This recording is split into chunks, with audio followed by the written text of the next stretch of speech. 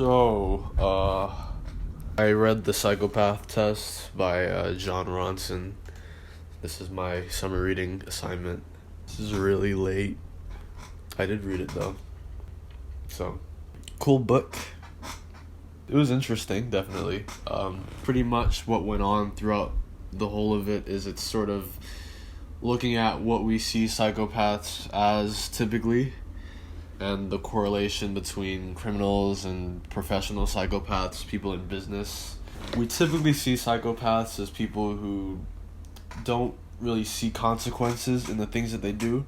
They are goal-oriented, but they don't care what it takes to get to those goals. They'll hurt anybody that they need to. They'll do whatever it takes to complete whatever desire they're trying to complete. And in murderers, that usually means that they'll, kill people or do whatever criminal activity they have to do without any fear of consequence or complete disregard for any repercussions. And in the business side of things, they have more social-oriented goals. So with the case of Al Dunlap, who's mentioned in this book, they'll fire whoever they need to fire with complete disregard, and then, they'll do whatever rich people stuff that they want to do afterwards, which makes them very profitable, but that's the nature of capitalism, I guess. I don't really know how to structure this, honestly. I did read the book, which is that's the whole thing I guess I'm trying to prove. They talk about the way that we classify psychopaths through the Bob Hare test, and the entire book is sort of just an analysis of how not the entire book, but a lot of the book is an analysis on how this stacks up to perceived psychopaths and psychopathic tendencies, and how not all of them are going to necessarily pass the entire test. My favorite part is probably chapter 3-ish, where they talk about Oak Ridge and the rehabilitation center. Typically speaking, I guess the consensus is sort of that you can't treat psychopathy, but at Oak Ridge, they try to treat psychopathy, and they don't. It's a trip, I'll say that much. They basically take a bunch of people who are criminals and psychopaths, and then they give the patients LSD and other drugs to sort of I guess kickstart some kind of revolutionary thinking. It's a very interesting section because it just showcases the antics that go on when you give crazy people drugs.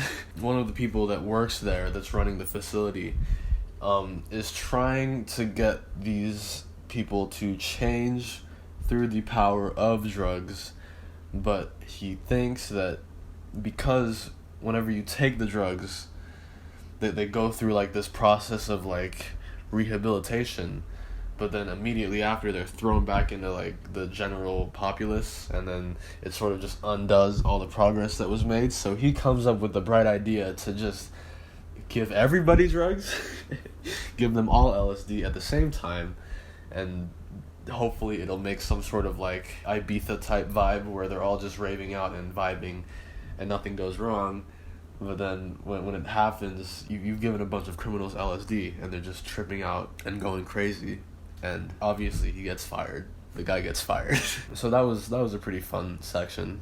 I mean, say what you will about LSD, but maybe not the best approach when it comes to psychopaths and murderers. And then the other thing was that the recidivism rate, I think that's what it was. They tested to see how likely it was for these offenders to repeat after the treatment of LSD and other drugs at Oak Ridge, and it was actually higher than regular prison, which just kind of sucks. And it also touches a little bit on early diagnosis of these sort of things and the effect it can have when a child is diagnosed with something like psychopathy. They're going to be treated for this thing their entire lives, and it's just when you don't really know yet, it can be very damaging to the course of somebody's life to be put on such heavy treatment for something that could be very mild or something that they could grow out of potentially. So it is a very difficult if we treat these people, we could potentially be saving them from, doing something bad in the future, but there's also the potential for false diagnoses or the potential for people to overstep what is necessary for a treatment, and that's sort of the big catch-22 with the whole early recognition side of things. Overall, it was a good book. I liked it. It's Jon Ronson. It doesn't sound like a real name, but he's a real guy. So, big ups to you. You get my patch of approval. I give you 4 stars. 4 stars. That's it. That's the whole thing.